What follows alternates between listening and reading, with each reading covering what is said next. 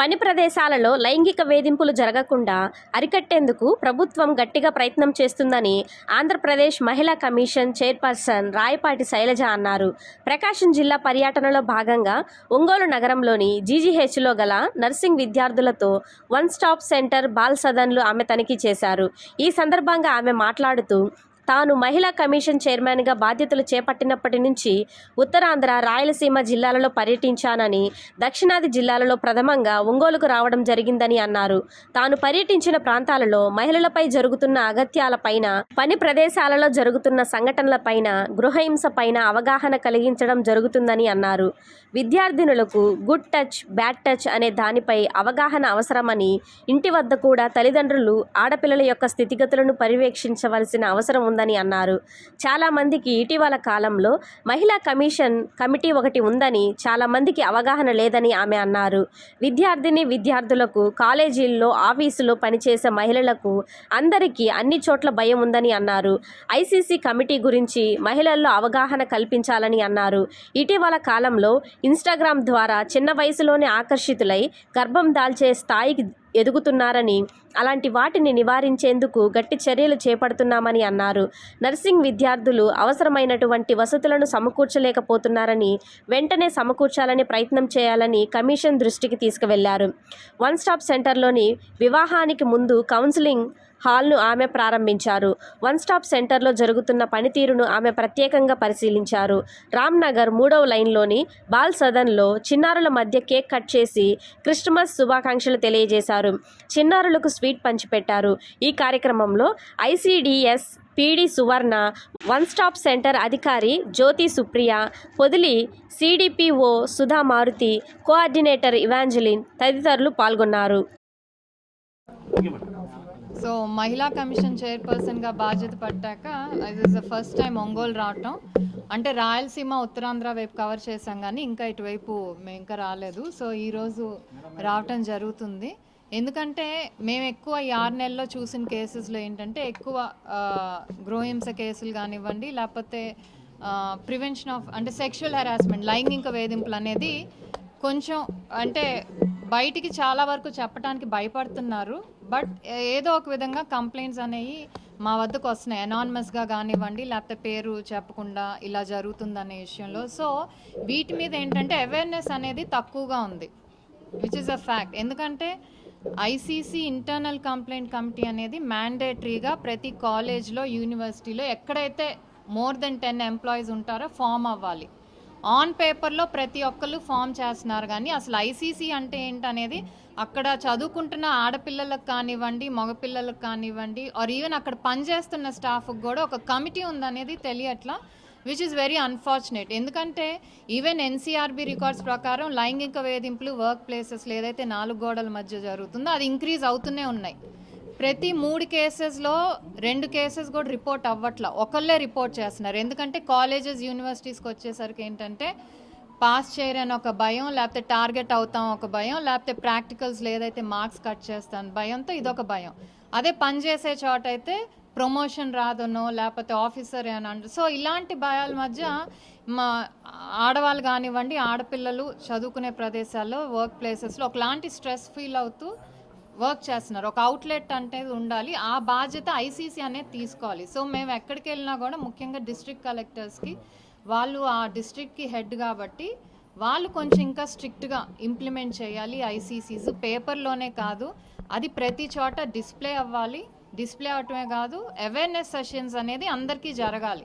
అలాగే ప్రతి మంత్ కూడా వాళ్ళు మీటింగ్ పెట్టుకొని ఆ మంత్లో ఏమైనా కేసెస్ వచ్చినాయా, వచ్చింటే ఎలాంటి యాక్షన్ తీసుకున్నారు, ఇవన్నీ కూడా రిపోర్ట్ కలెక్టర్ గారిని, ఎవ్రీ చోట కలెక్టర్స్ని తెప్పించుకోమని చెప్తున్నాను. ఎందుకంటే సుప్రీంకోర్టు కూడా పదే కేసెస్ ఎక్కువ అవుతున్నాయి కాబట్టి ఇంటర్నల్ కంప్లైంట్ కమిటీస్ లేకపోతే పాష్ యాక్ట్ అనేది చాలా స్ట్రెస్ చేస్తూ దీన్ని ఎక్కువగా అవగాహన కల్పించాలని చూస్తున్నారు. సో మేము దాంట్లో భాగంగా ప్రతి జిల్లాకు వెళ్ళి అక్కడున్న కాలేజెస్ కానీ, స్టూడెంట్స్ లేకపోతే వర్క్ ప్లేసెస్లో అక్కడ వెళ్ళి పాష్ గురించి, అలాగే డీవీసీ చట్టం, డొమెస్టిక్ వైలెన్స్ యాక్ట్, వీటి మీద, అలాగే పాక్సో అవేర్నెస్ అనేది క్రియేట్ చేస్తూ ఉన్నాం. నిన్న కూడా గుంటూరులో అక్కడ ప్రైవేట్ సెక్టర్స్, ఎందుకంటే గవర్నమెంట్ సెక్టర్స్, ప్రైవేట్ సెక్టర్స్ వదిలేసేయండి, అట్లీస్ట్ వాళ్ళకి ఒక స్ట్రక్చర్ అంటూ ఉంటుంది. ఐసీసీ ఇది ఇన్ఫార్మల్ సెక్టర్, అంటే ఇంట్లో పనిచేసే డొమెస్టిక్ వర్కర్స్ కానివ్వండి, లేకపోతే లేబరర్స్ ఫీల్డ్స్లో పనిచేస్తూ ఉంటారు, కన్స్ట్రక్షన్ వర్కర్స్, వీళ్ళందరికి కూడా చాలా ఇదవుతున్నారు. సో దాని మీద కూడా మేము ఫోకస్ పెట్టుకోదలు, ఎందుకంటే వాళ్ళకి ఒక స్ట్రక్చర్ అంటూ లేదు. ఒకవేళ జరిగితే ఎవరికి చెప్పాలో తెలియట్లేదు. ఒక స్ట్రక్చర్ ఉంటేనే చెప్పడానికి భయపడుతున్నారు.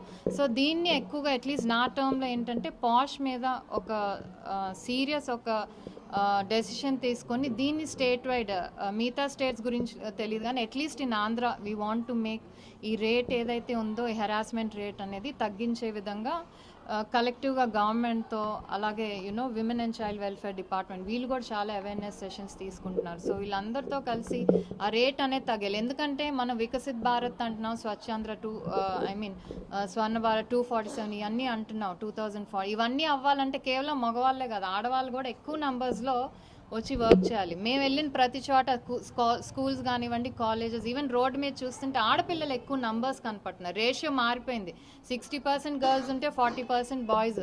సో ఇంతమంది ఆడపిల్లలకు వస్తున్నప్పుడు వాళ్ళు పనిచేసే చోట కానీ చదువుకునే చోట కానీ ఒక safe environment, secure environment create చేయాలనేదే మా ఉద్దేశం. సో దాంట్లో భాగంగా ఈరోజు విజిట్కి రావటం జరిగింది. అలాగే ఆడవాళ్ళకి ఇబ్బంది వస్తే ఏంటి ఒక చోట అంటూ ఉండాలి, అలాంటిది 1 స్టాప్ సెంటర్స్. ఇవి national commission women and child ministry Delhi నుంచి కూడా ఇవి స్టార్ట్ చేయటం జరిగింది, ఓఎస్సీస్. సో ఇక్కడ ఏంటంటే వాళ్ళకి legal support, medical support, counselling ఇవన్నీ కూడా. సో ఓఎస్సీస్ గురించి అవగాహన కూడా మేము క్రియేట్ చేస్తున్నాం. ఎందుకంటే ఒకళ్ళు బాధలో ఉన్నప్పుడు మాకు సూసైడే గతి కాదు, ఇక్కడ ఓఎస్సీ అనేది ఉంది, అక్కడ ఇంతమంది ఉంటారు హెల్ప్ చేయడానికి అనే ఒక అవేర్నెస్ క్రియేట్ చేయాలి. సో దాంట్లో భాగంగా ఐ థింక్ ఇప్పుడు ఓఎస్సీకి వచ్చే కేసెస్ పెరిగినట్టున్నాయి. అలాగే ఎఫ్ఐఆర్ ఫైల్ చేయడంలో కూడా హెల్ప్ చేస్తారు. ఎందుకంటే ఒక్కొక్కసారి కొంతమంది స్టేషన్కి వెళ్తే మేబీ రెస్పాన్స్ సరిగ్గా లేనప్పుడు ఓఎస్సీకి వస్తే వీళ్ళు జీరో ఎఫ్ఐఆర్ మీద కూడా అవేర్నెస్ క్రియేట్ చేస్తారు. ఎందుకంటే ఒకసారి ఈ పరిధిలో జరిగింది అని వేరే చోటుకి వెళ్తే మా పరిధి కిందకి రాదని పంపించేయకుండా జీరో ఎఫ్ఐఆర్ అంటే ఏంటి, ఎక్కడున్నా కూడా మనం ఎఫ్ఐఆర్ ఫైల్ చేయొచ్చు అనే అవగాహన కూడా మేము అందరిలో తీసుకొస్తున్నాము. So that at least crime rate అనేది తగ్గుతుంది. అలాగే ఒకవేళ ఏమైనా జరిగితే మనకు ఓకే వీళ్ళు ఉన్నారు, ఒక హెల్పింగ్ హ్యాండ్, ఈ సపోర్ట్ సిస్టమ్ అనేది ఒక భరోసా అనేది ప్రతి ఒక్కరిలో తీసుకురావాలి. సో దాంట్లో బాగా పనిచేస్తున్నాం. ఉదాహరణకి నెల్లూరు ఇష్యూ జరిగింది, ఒక బాలికని సూసైడ్ చేసుకుంది, దాన్ని ఎటువంటి యాక్షన్ తీసుకున్నారు? నెల్లూరు ఇష్యూ కూడా మేము ఫాలో అప్ అవుతున్నాం అండి. దాంట్లో కూడా ఏంటంటే అంటే పేపర్లో వచ్చింది ఒకటి, బట్ వాస్తవంగా డిపార్ట్మెంట్ వాళ్ళు వెళ్ళి కనుక్కున్నప్పుడు కానీ ఏంటంటే ఈ మధ్య ఏంటంటే ఫ్రెండ్షిప్స్ అనేది కొంచెం ఇన్స్టాలో అనేది ఎక్కువ అయిపోయినాయి.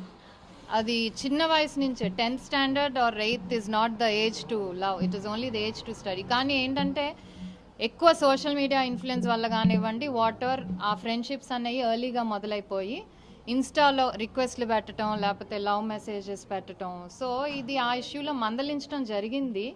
సో ఆ అబ్బాయి మాట్లాడట్లేదు, మందలించాక యాక్చువల్లీ అమ్మాయితో టచ్లో అది ఉండట్లేదు. ఈ అమ్మాయి దానికి మనస్తాపన పడిపోయి ఫీల్ అయిపోయి, అదే అంటున్నా, ఆడపిల్లలు ఏంటంటే ఇలాంటి ఇష్యూస్ ఉన్నప్పుడు కౌన్సిలింగ్ అనేది ముఖ్యం. మాకు వీళ్ళు ఉన్నారు, అట్లీస్ట్ స్కూల్స్ కాలేజ్ లెవెల్స్లో అకాడమిక్సే కాదండి, ప్రతిసారి at least weekly once awareness sessions, ఇలా కౌన్సిలింగ్ సెషన్స్, ఎవరికేం ఇబ్బంది ఉన్నా, let it be personal issues లేకపోతే కాలేజ్లో ఇష్యూస్ అలా కూడా ఇలాంటి కౌన్సిలింగ్ సెషన్స్ తీసుకెళ్తే ఇలాంటివి అటెంప్ట్ చేయొచ్చు. అంటే స్ట్రాంగ్గా ఉండాలి. ఈ ఏజ్లో ఏంటి, we are only in 10th standard, ఇంకా చాలా లైఫ్ ఉంది మనకి ముందు. ఇలాంటి నిర్ణయాల వల్ల ఏంటంటే ఆ అమ్మాయి లైఫ్ ఆ నిమిషంతో అయిపోతుంది, కానీ దాని తర్వాత వచ్చే కాన్సిక్వెన్సెస్ ఫ్యామిలీకి కానీ ఇవన్నీ కూడా ఆడపిల్లలు రియలైజ్ అవ్వట్లా.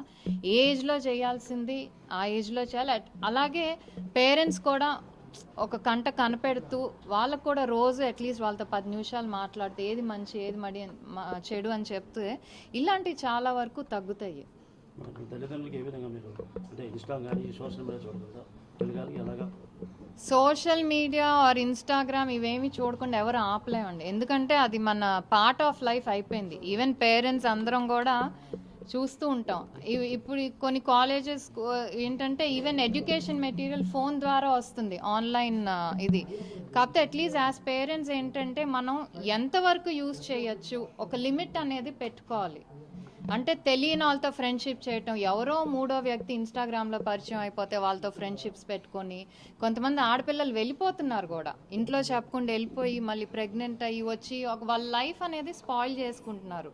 సో అదే అంటున్నాను, ఏదైతే అకాడమిక్స్ ఎంత ఇంపార్టెంటో ఇలాంటి వాటి గురించి let it be about phone usage కానివ్వండి, లేకపోతే మెంటల్ హెల్త్ ఎంత ఇంపార్టెంటో, లేకపోతే ఈ పాక్సో చట్టాలు కానీ పాష్ కానివ్వండి, ఇవన్నీ కూడా స్కూల్ లెవెల్ నుంచి అవేర్నెస్ అనేది క్రియేట్ చేస్తూ ఉంటే చాలా వరకు తగ్గియచ్చు. కొంతమంది ఏంటంటే ఎంతసేపు ఇంట్లో చెప్పినా పేరెంట్స్ చెప్పేది నచ్చదు. సో అది కూడా ఒకటి ఉంది కాబట్టి parents should take more effort, కొంచెం పేషెంట్గా ఉండి, అంటే అరవకుండా అట్లీస్ట్ ఒక ఫ్రెండ్స్గా మెలుగుతూ ఏమవుతుంది ప్రతి ఒక్కరి లైఫ్లో రోజు ఏమవుతుంది, ఆ రోజు ఏమయ్యేది అనేది కొంచెం టైం స్పెండ్ చేయగలిగితే పిల్లలు కూడా ఓపెన్ అప్ అవుతారు, ప్రాబ్లమ్స్ చెప్తారు. సో చాలా వరకు ఆ విధంగా సాల్వ్ చేయొచ్చు మనం.